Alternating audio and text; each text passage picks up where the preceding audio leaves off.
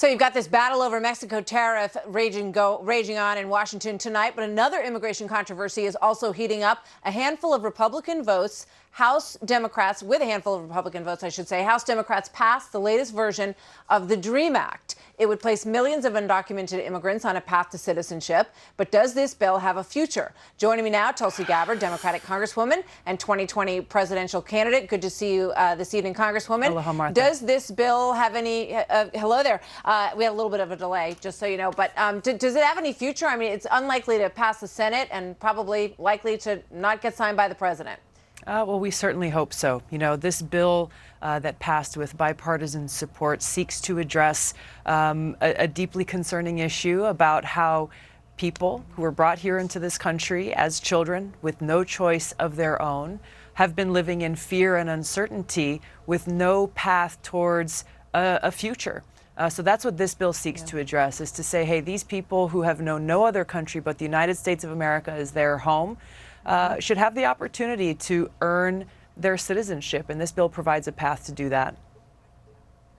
Yeah, I mean, it seems like there have been moments where both sides felt like something along those lines could pass. It feels like this probably isn't one of them as we head into an election moment here. You're running for president. Does this give you something, and other Democrats, something that they can run on and sort of offer as, you know, this is what we would try to push through if we could win both houses and the presidency? Oh, look, I think it's, you know, you mentioned just in the last segment, the hyper-partisanship around this issue has gotten in the way of actually delivering a real solution.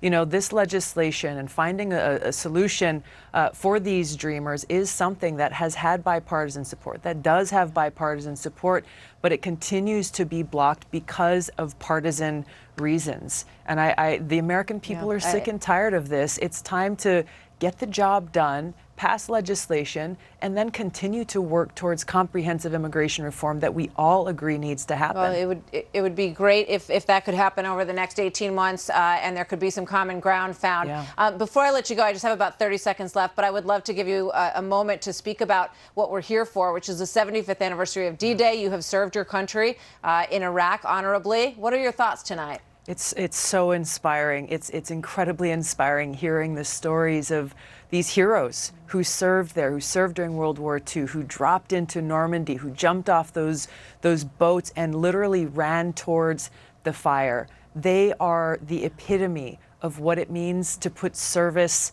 above self, to put your country first.